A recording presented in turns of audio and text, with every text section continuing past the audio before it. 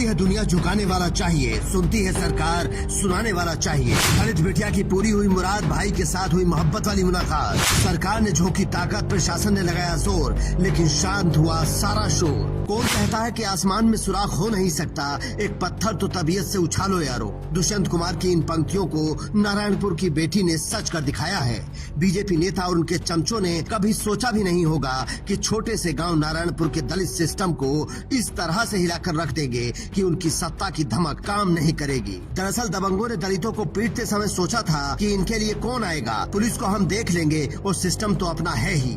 लेकिन वो भूल गए थे कि बाबा साहेब का बनाया हुआ संविधान भी है और उसका रक्षक आजाद भी है। नारायणपुर की बेटी ने अपने भाई चंद्रशेखर आजाद से हाथ जोड़कर गुहार लगाई और 45 डिग्री की तपती धूप में चंद्रशेखर आजाद नारायणपुर की तरफ निकल लिए। सरकार ने उन्हें रोकने के लिए पूरे गांव को छावनी बना दिया और धामपुर से लेकर नारायणपुर तक जगह जगह बैरिकेडिंग लगाकर पुलिस का पहरा बैठा दिया। लेकिन चंद्रशेखर आजाद नहीं माने और आखिरकार पूरे सिस्टम को संविधान की ताकत के आगे झुकना पड़ा और प्रशासन ने चंद्रशेखर आजाद को मानसी और नारायणपुर के बाकी पीड़ितों से मिलवाया, क्योंकि चंद्रशेखर आजाद ने कहा था कि मैं संविधान को मानता हूं, वरना दुनिया की कोई ताकत भीम आर्मी को रोक नहीं सकती। मैं आपसे फिर ये कह रहा हूँ, मैं संविधानवादी हूँ, हिंसा का समर्थक नहीं, लेकिन मैं अपने लोगों को कब तक मरते देखूं? क्या हमारे लोग मरने के लिए पैदा हुए हैं? क्या हमारी हर बहन बेटी किसी भी जाति धर्म का उसका सम्मान नहीं होना चाहिए? उनके सर फोड़ दिए गए, उनके साथ छेड़खानी की गई, आरोपी खुलेआम घूम रहे हैं, गांव में रात को गाड़ियां लाकर उन पर दबाव बनाते हैं, फैसले के लिए दबाव बना रहे हैं, धमकियां दे रहे हैं। क्या करें हम लोग बैठे?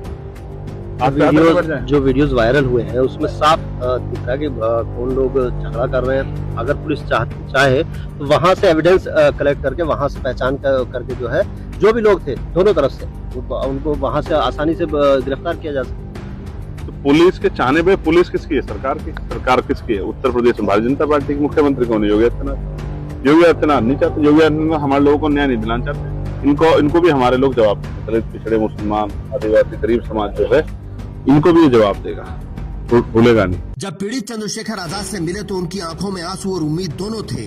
वो चंद्रशेखर आजाद को देखते ही भावुक हो गए और बताया कि उनके साथ क्या क्या हुआ था और अब दबंग कैसे परेशान कर रहे हैं। तो हम लोग वो उनसे पूछेंगे कि मैं चाहती हूँ वो झूठा मुकदमा खारिज किया जाए, क्योंकि एक तो पिटे भी हम लोग, हमें भागना तक मुश्किल हो गया था। ऊपर से ये लोग कह रहे कि हम इनके घरों में घुस गए, छेड़छाड़ की, मतलब जान बचाना मुश्किल था। गेहूं में छुपे, लेट गए, नालों में गिरे, झोपड़ियों में छुपे, या कैसे कूद के हम घर पे आए, दरवाजे कितनी मुश्किल बंद किए, तोड़फोड़ कर रहे थे। मतलब हमारे घरों में ये तोड़फोड़ कर रहे हैं और हम इनके घरों में घुस भी गए।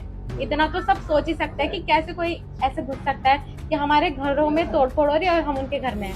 तो ये तो वो अपने घर में मार सकते थे हमें पकड़ के। पीड़ित परिवारों के इसी दर्द को देखकर चंद्रशेखर आजाद से रहा नहीं गया और वो 19 मई को दिन भर पुलिस और सिस्टम से लड़ते रहे। कार्यकर्ताओं के साथ धूप में बैठकर धरना देते रहे। उनके सर में बेहद दर्द था, लेकिन इस परिवार के दर्द के आगे उन्हें अपना दर्द दिखाई तक नहीं दिया। आप बताओ, जिस प्रदेश में महिलाओं को सरेआम पीटा जा रहा हो, लोगों की हत्याएं हो रही हो, लोगों को मारा जा रहा हो, आप क्या मानते हैं उसमें कानून व्यवस्था? उस प्रदेश में कहाँ कानून व्यवस्था? आप बताओ। कानून व्यवस्था होती तो हम लोग ये जो हजारों की संख्या में लोग अपना काम छोड़ के यहाँ धूप में बैठे होते। क्या हम पे काम नहीं है क्या? हम पे तो चुनाव है, हमारी यात्रा शुरू होने वाली है, संविधान बचाओ, वो सत्ता परिवर्तन यात्रा 4 जून से हमारी यात्रा जो है वो जब शुरू होने वाली है, फिर वो मेरठ जाएगी, फिर वो शामली जाएगी। हम लोग यहाँ क्यों बैठते भाई? हम पे काम नहीं है क्या? पुलिस अपना काम करती ईमानदार से 1 महीना हो गया, हम तो इंतजार करके जा रहे हैं कि पुलिस का अपना काम नहीं किया।